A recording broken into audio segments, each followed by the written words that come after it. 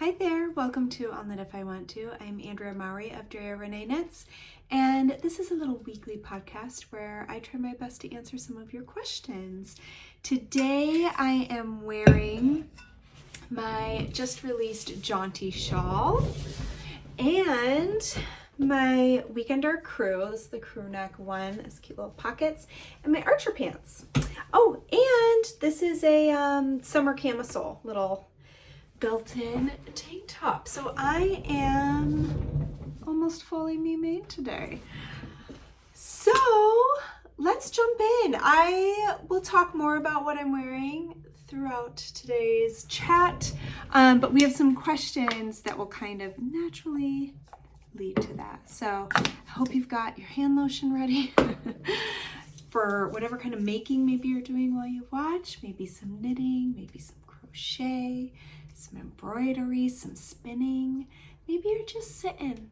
Maybe you're just hanging out with your favorite beverage. I've got my giant water ready to go. Just had my matcha, fully caffeinated. And let's jump in. All right, question number one. Scroll up here. I love the Jaunty shawl. Thank you. I'm going to a fiber festival soon and would love to get some fiber to spin for it. I'm thinking about spinning a fingering weight for more yardage and would love to see you hold up your smallest shawl so I can see about how big it is. Also wanted to inquire about a possible knit along for this one. So we had discussed a spin along for Brioche-alicious. Or was it Marley?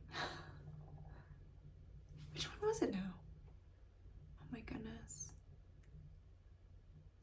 I've talked about both of them.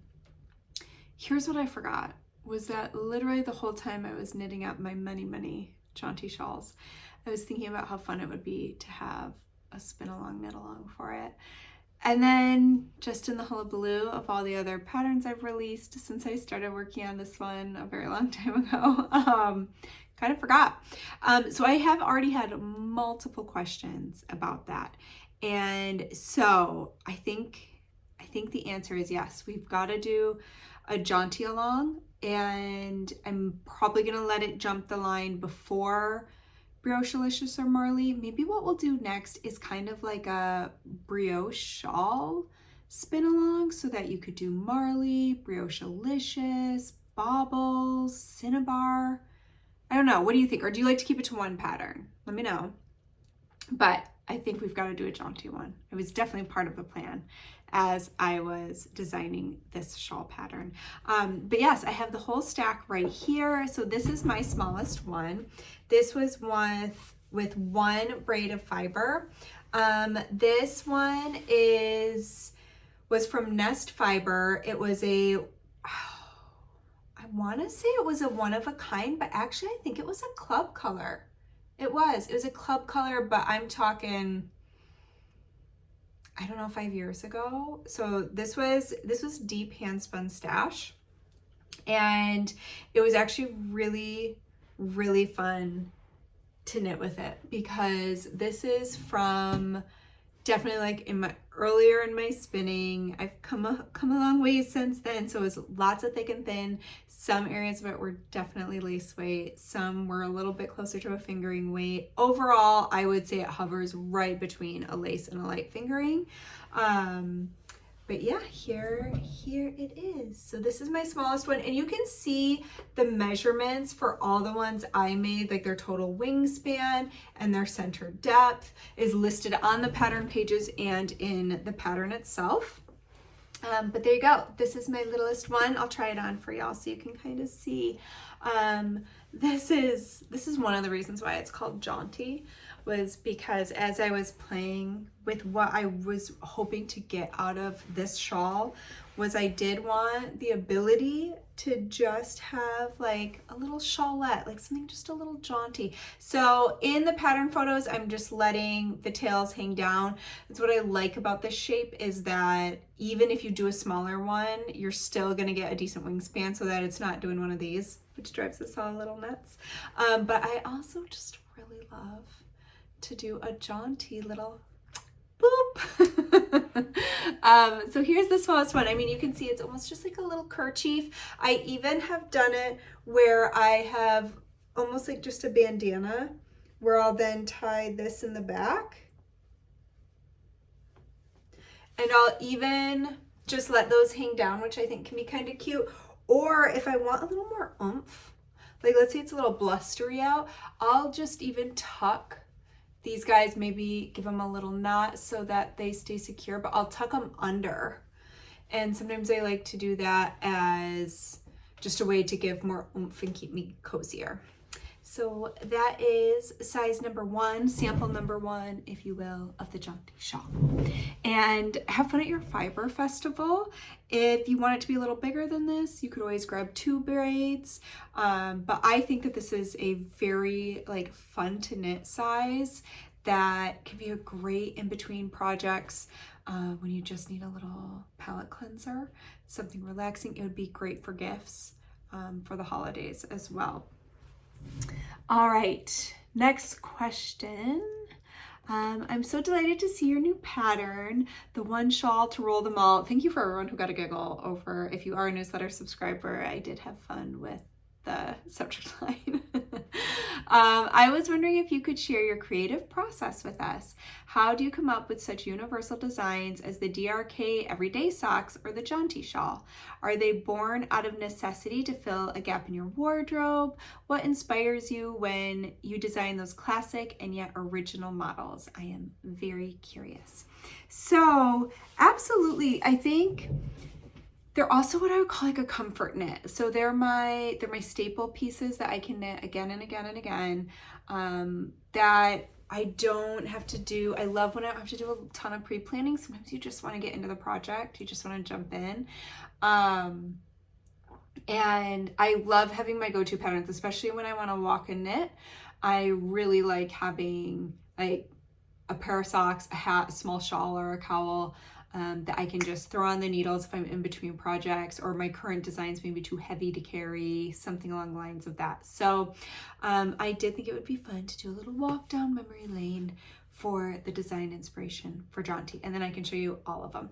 So we're gonna go all the way back to about 2020 is when I started knitting Inclinations, and I believe this came out in 2021. So I fell in love with half fisherman's rib. I have used it in quite a few sweaters, including Birch and Straya. I've also used it in the Straya hat, and then shawls and cowls. It's in the Inclinations cowl as well. But I did this fun asymmetrical inclination shawl. So this is one of my most worn shawls. I grab for it constantly. I really enjoyed knitting it. The fun thing about half fisherman's rib is when you knit it flat, you get a relief row every other row. So on the right side, you have to knit into the stitch below and then purl one. It's kind of like ribbing all the way across, but on the wrong side, you just knit. And so I love that mixture in a shawl. I love to have something that I kind of have to focus on, but then I like to just relax. And so this has that kind of every other row. I'm just like, now I get to just knit. So I wear this shawl all the time, but I specifically like this shape, this asymmetrical shape. I tend to like in a heavier yarn, whether it be a DK or a worsted. I just really do like it a little bit heavier than, say, fingering weight. And with this pattern, it was pretty specific to size. You could definitely like keep on knitting or end it sooner in the pattern if you want to adapt the size. But since it's an asymmetrical shawl, the sides on either of like the center depth right there, that midpoint, they're not equal. Like this is the longer side, this is the shorter side. So playing around with changing the size of it too much, especially if you want to make it smaller, starts to sometimes lead you into that area where you're going to have the one side of the shawl that's constantly falling off your shoulder. So I was thinking about this shawl and how much I enjoyed knitting it, and then I was like, but I want something adaptable. I want something that I can just not worry about what weight yarn I'm using, especially when it comes to my hand spun, because I'm very much a spin to fill my bucket person. And so I am not always thinking about how thick a yarn is going to turn out. My default tends to land right between a sport and a DK. And sure, there are times when I might really specifically want to spin a certain weight, but a lot of times I just want to spin. So, and then sometimes you have a single braid, or you have that single special skein from a festival. And a lot of times we have that conundrum of, what am I gonna do with this one or two skeins? Maybe you have enough socks and mittens and hats and things like that. So I wanted to be able to just knit kind of using whatever amount of yarn within reason at whatever weight of yarn, especially so that I could use it for my hand spin. So I was thinking about this shawl and how could I change it to make it more adaptable for that. So I actually played with quite a few different shapes early on to see where I might want to land. But that shallow triangle that you got to see when I held this one up just ended up being the perfect point, no pun intended, to make it really easy for anyone knitting it to adapt it. Like if you've got a kitchen scale, which I do recommend having something to weigh your yarn, so that you know when you get to a certain point of yarn left, that now is when you're going to change to the next step in the directions. But yeah, so that is where this came from. I wanted an adaptable shawl that I could knit again and again and again, just like the DRK everyday socks. My Harlow hat's another one, and they are quote unquote more like basic patterns, more staple pieces. They don't have a ton of like pomp and flair, but I find that they're the ones that I love to knit, that I wear constantly. They're great for gifts. And so I do think it's nice. It's nice to have those really flashy pieces in our patterns, but sometimes we only want to make those once. Sometimes they're more high effort, or they don't go as seamlessly into every single one of our outfits. I mean, the fact that these are 4 very, very different shawls. I was actually shocked I found an outfit I could wear with all 4 of them. But I just think that kind of shows their adaptability. The fact that you could use, I mean, you can also, somebody asked me if they could use 2 colors. Absolutely. One of my test knitters striped it. So you could stripe it just like I do in inclinations. I also think it'd be really fun to do a color block where the first half of the shawl is one color, the second half is another. And it's just such a great way to stash dive, to use up yarn, to maybe, if you've got your eye on some really special yarn, but you don't want to buy a ton of it, you could buy just like 1 to 3 skeins. And knit yourself up something special. By the way, this is also my hand spun weekender, so I'm just dripping in hand spun, hand knits, all the things. All right, so my next size, this one clocks in. So this one is my default spin. So right in between a sport or a DK, and I'll hold this one up. So for this one, I took a class with Jillian Moreno about playing with color, and we did combo drafting, which is where you hold 2 different braids simultaneously, you draft them together. And I was like, oh my gosh, this is so much fun. So I immediately got home. I took that class right after we had moved back to Michigan, and immediately jumped on the wheel and put it into practice. So this actually uses up Spindalicious. I want to say the colorway, I want to say it's Rusted Rainbow, but I don't think that's the right name. It's one of her most popular colorways. It's like this deep, moody rainbow. I love it. And then I held it with Hedgehog Fibers, one of their pastel packs, and I just drafted them together, and it's a 2-ply, and this is what it looks like. So it's really heathered. It blends the different colors together. And so I did, if memory serves, it's about, I think it was like a braid of each, basically, like 4 ounces of each that I did for that one. And that's how big that one is. All right. We'll start moving a little quicker. I know this is already getting long and we're only on the second question. Okay, this is my third one. And this I think actually is my longest wingspan. This has a wingspan of like 95 inches. And this was a combo spin. So I used 3 braids, 2 from Wee Chickadee and 1 from Nest Fiber. 1 was a club color, 2 were one of a kinds. And I spun it into just a traditional 3-ply, but with 3 different braids. So that's how I did this combo spin. And this is so big because I really wanted to use up as much of that precious yarn as I could. I actually got almost finished with this shawl and realized I was gonna have more left over than I wanted to have left over because I wanted to use up like as much as possible. So I actually tore back to the middle, I think about there, and like, so I could keep going longer. Yeah, because I had to increase more before I changed the shaping on it. So that is sample number 3. And then finally, because I know we don't all spin, I wanted to knit it up in a ready to wear, ready spun yarn. And last year at Wool and Affair, right before Rhinebeck, I ran into Geraldine from the Wandering Flock, and they had released this new yarn called Fluff, and I was able to get a skein there. And I will tell you what, this yarn is such a delight. It's like a cloud. I can't even, I wish you could touch it. It is like silky soft. Oh my gosh. I actually, true story, was out on my walk this morning and I got stung. I don't know what by a wasp or a bee. I don't know why. I was in the middle of the path. All of a sudden I just had this horrible pain in my leg. I was like, oh my gosh. I mean, shooting pain. Couldn't believe how bad it hurt.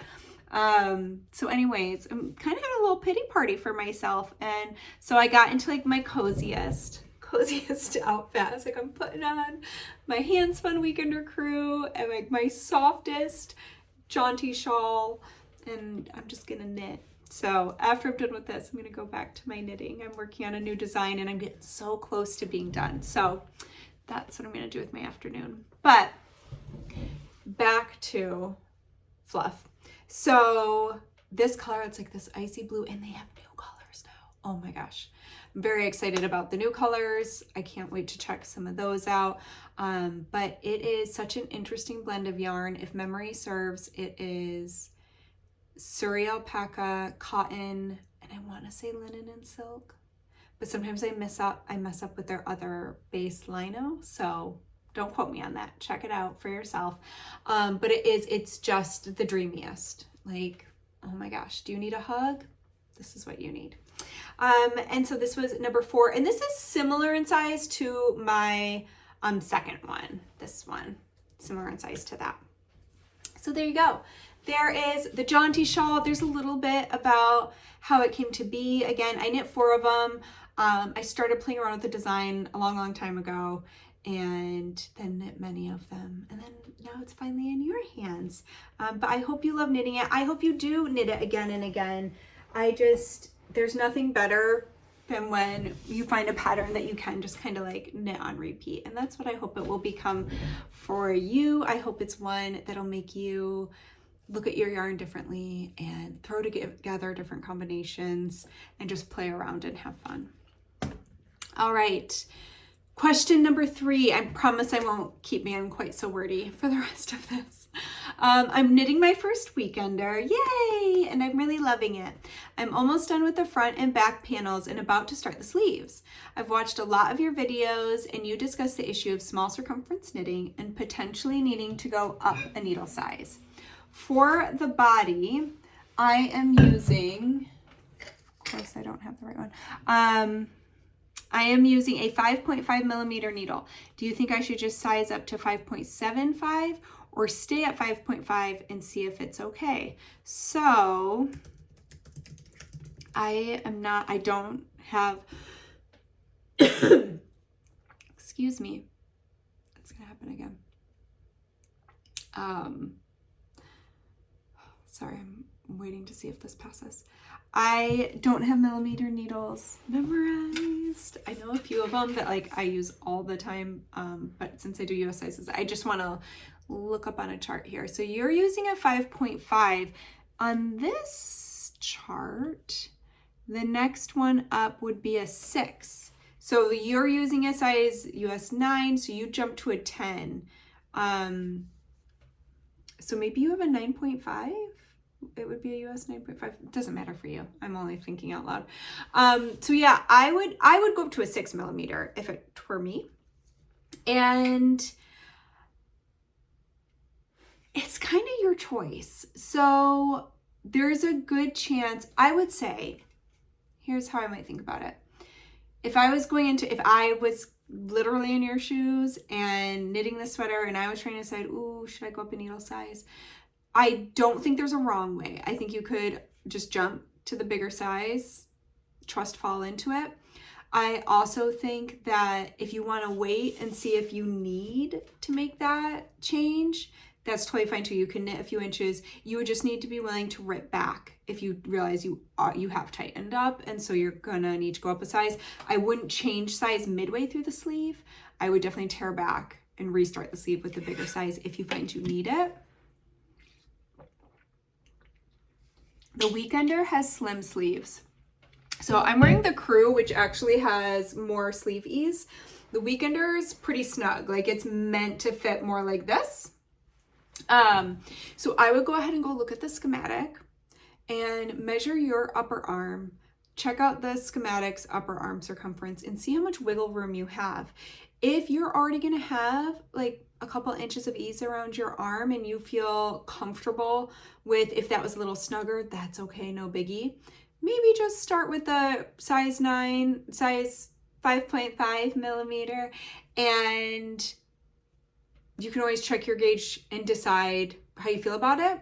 But if it's already going to be very slim fitting, there's not a lot of ease around your arm, I'd probably just default to going up a needle size so that you don't end up with one that's too small and feels kind of like that sausage casing feeling, which can just be uncomfortable. Sometimes we don't want to have like negative ease in our sleeves. Sometimes we do, but not always in a sweater, especially if you want to be able to wear a shirt underneath.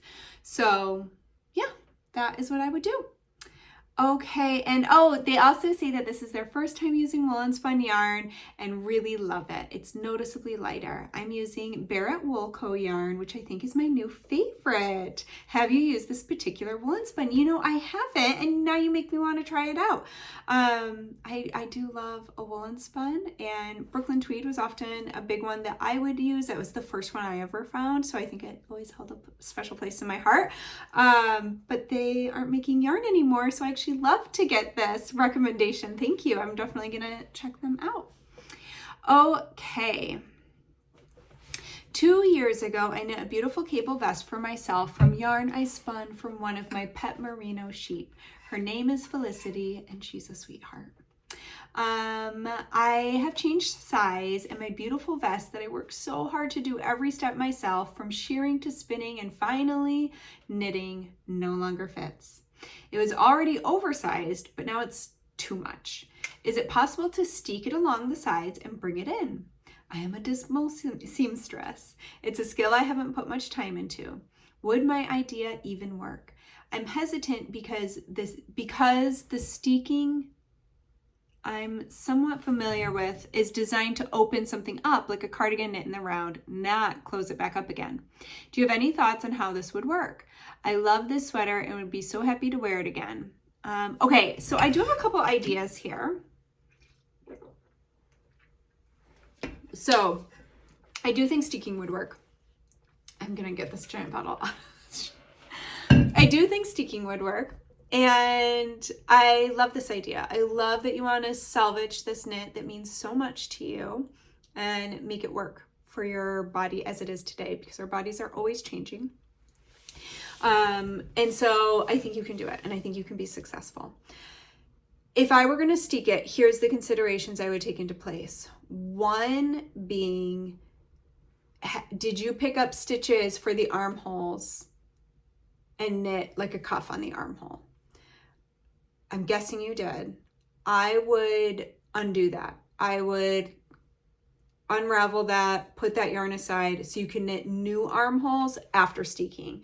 That is going to make your steeking modification less noticeable. It's going to keep that armhole tidier, and I think lessen any weirdness happening in that area, since that was probably knit on after the fact. So I would undo those. I would then reinforce. So you can reinforce with a crochet reinforcement. You can reinforce with a sewing machine if you have one. Those are the two methods I prefer. And there's tons of tutorials out there, so feel free to look one up. There's like pictorials, and then there's also video ones here on YouTube. I am going to do one. I'm not sure how soon I'll get it done, but it is on my list of tutorials to film. Especially now that I've started teaching steeking, I have a lot of my students who are like, but what about when you're not with me anymore and I want to do this again? So someday I'll have one, but in the meantime, there's loads out there and they're great. So yeah, I would undo the armhole cuff. I don't know what else to call that. And then I would reinforce it on both sides, cut her open.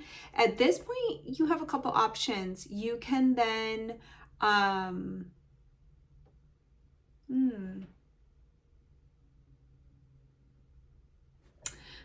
my mind just started going in other directions.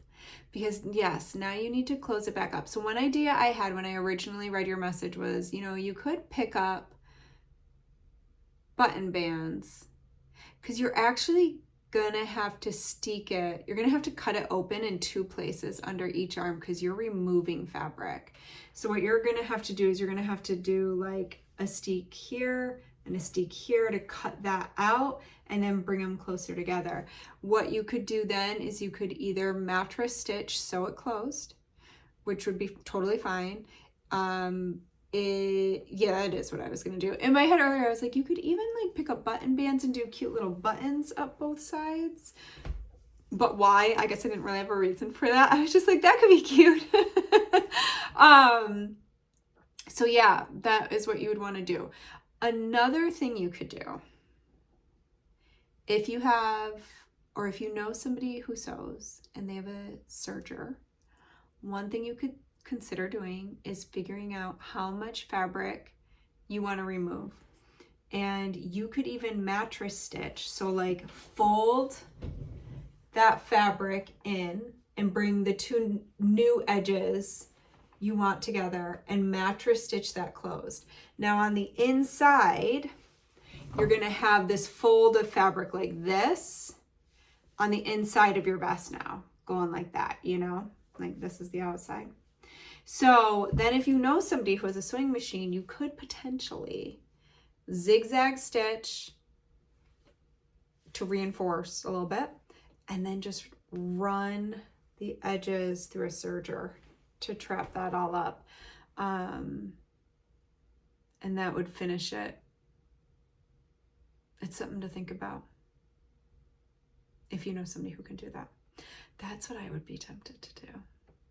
But you might not have that as an option. And if you don't, then you're going to need to do the double steek under both arms, cut out the amount of fabric you want to, and then mattress stitch it closed, and then secure. You'll have those cut flaps on the inside, and you just fold them and tack them down. Then you're going to re-pick up armhole and knit your little bit of ribbing or whatever armhole treatment you've got on there. And just know that obviously you're not going to pick up as many stitches because you've just cut out a chunk of your fabric. So there you go. Good luck. I think it's going to be great.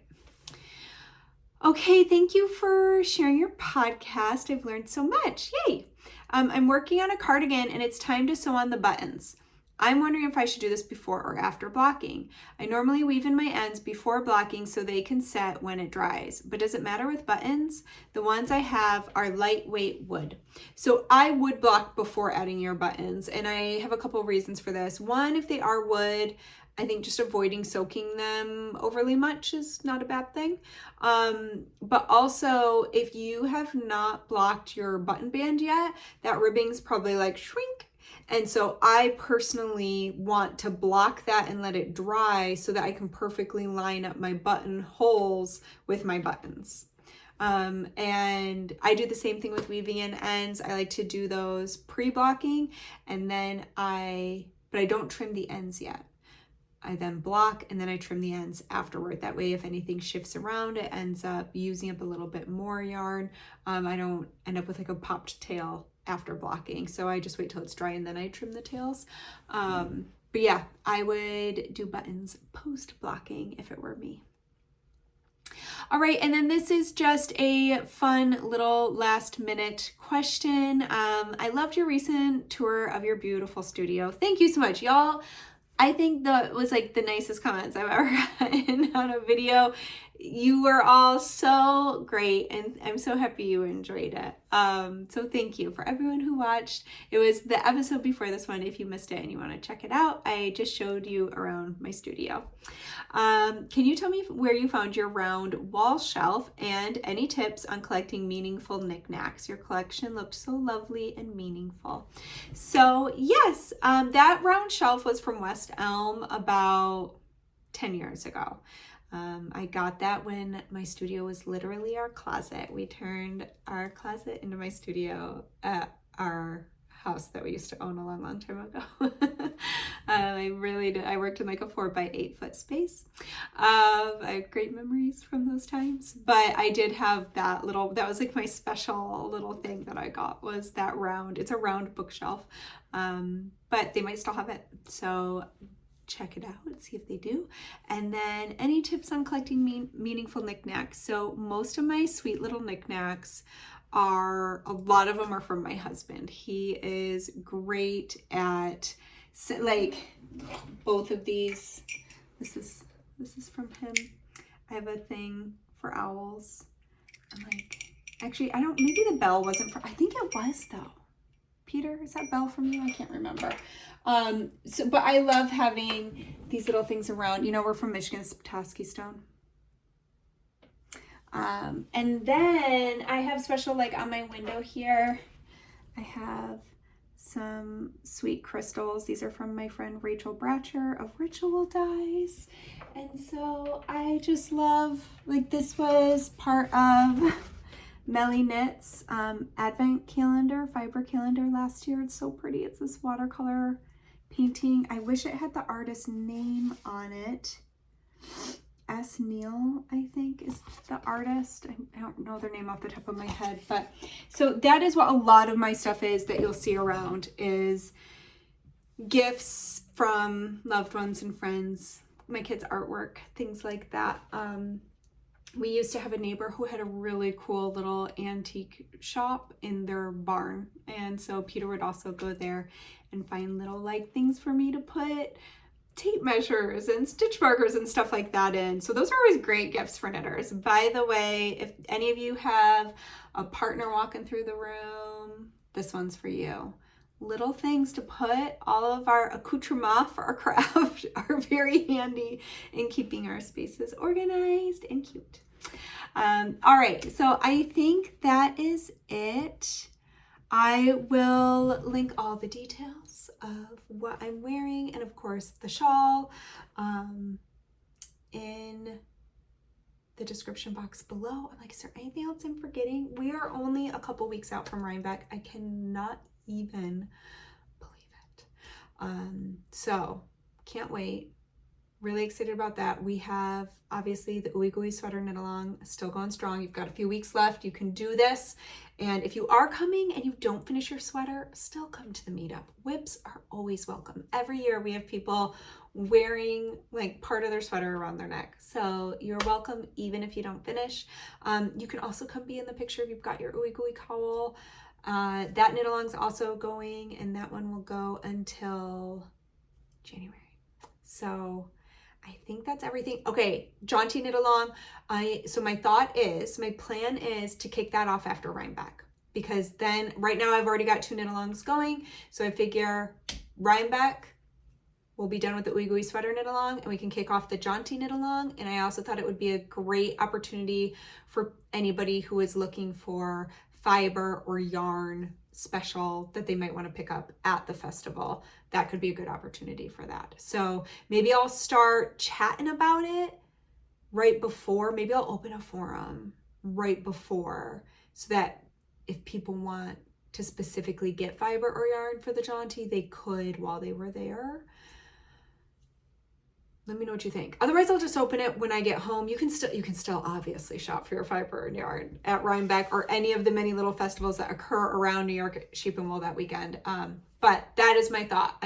I'm planning to kick that one off once I'm back from Rhinebeck. Okay.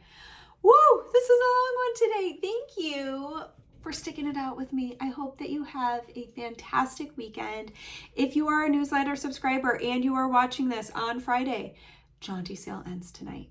So if you hadn't seen it in your inbox yet, make sure you go check because today's the last day. That sale ends at midnight Eastern Standard Time tonight for all my newsletter subscribers. So I hope to see you back here next week and I hope that you have a fantastic weekend. Bye.